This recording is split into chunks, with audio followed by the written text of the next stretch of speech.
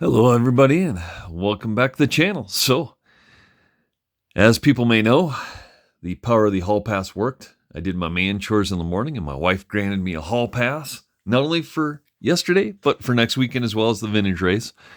And I gave her a reminder. I said, hey, I got to go next weekend too. And she's like, yeah, get out of here. Sweet. Packed up the Durango, packed up the Tamiya, and off to MHOR we headed. So,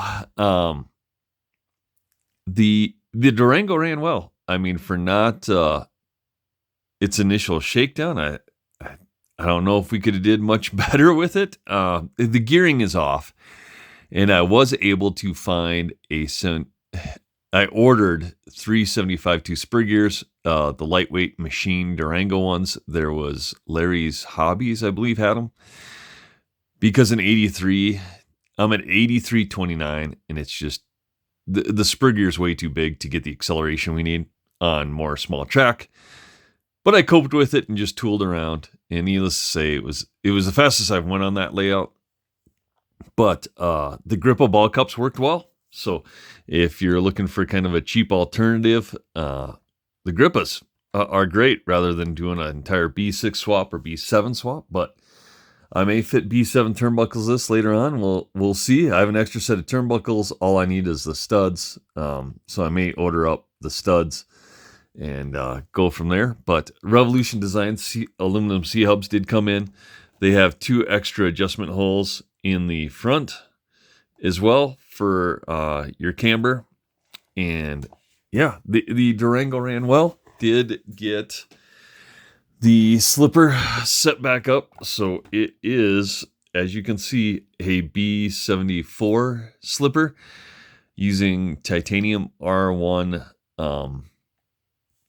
discs that are all drilled out. So did have a little problem last night. I think I had to add some axle spacers between this hex and the bearing because it was binding up a little bit. So now it's all free, and I didn't find that out till right before Q3 because I had to tighten the diff a little bit, and I was checking some other settings, and for whatever reason I had my wheel off. I was taking the pinion off to change it out to a 29, and I was like, man, that does not roll as smooth as it should. But now it does. But like, again, we were a little bit under geared. So I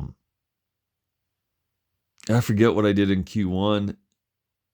Q2, we raced the Tamiya. Q3, we raced the Durango.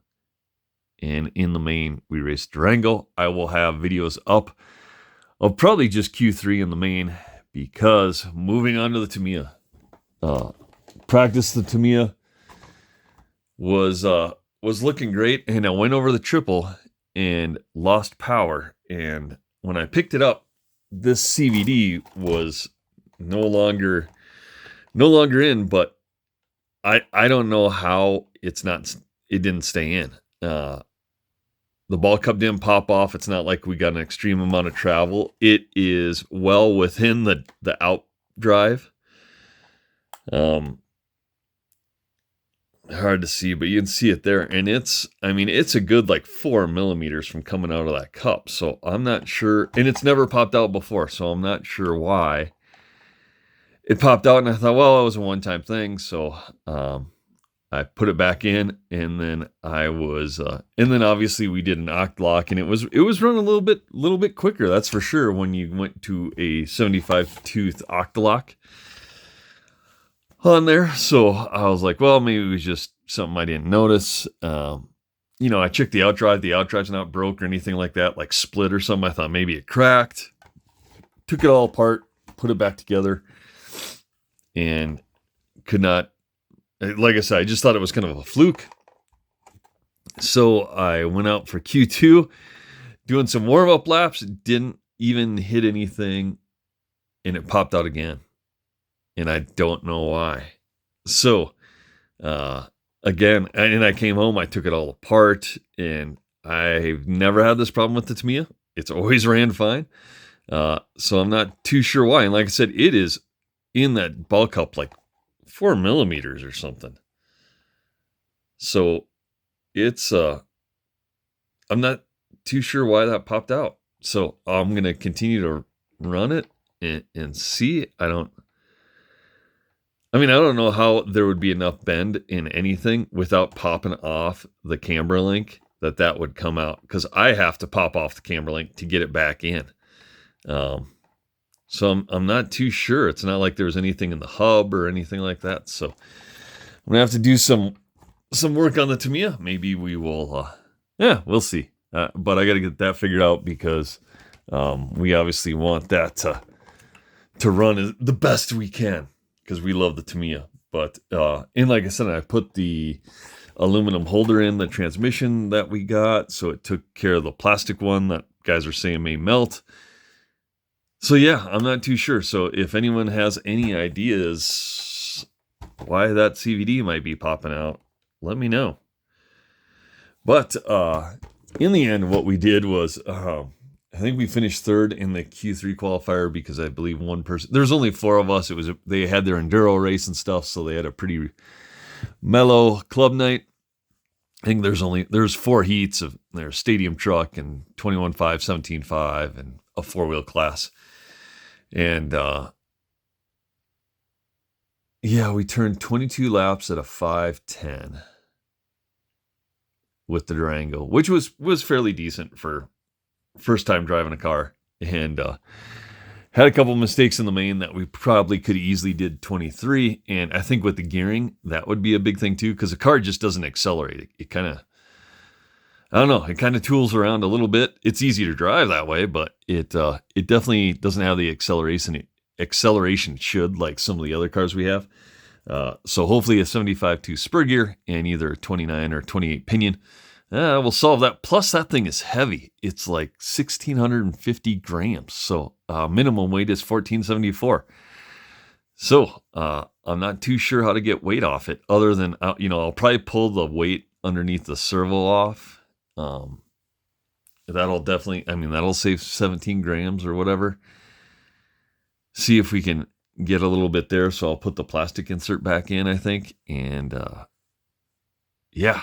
don't know.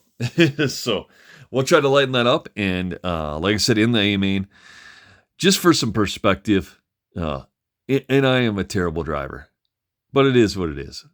But the gentleman who won, Chuck Erickson, he won INS at Omaha about a month ago in 21.5.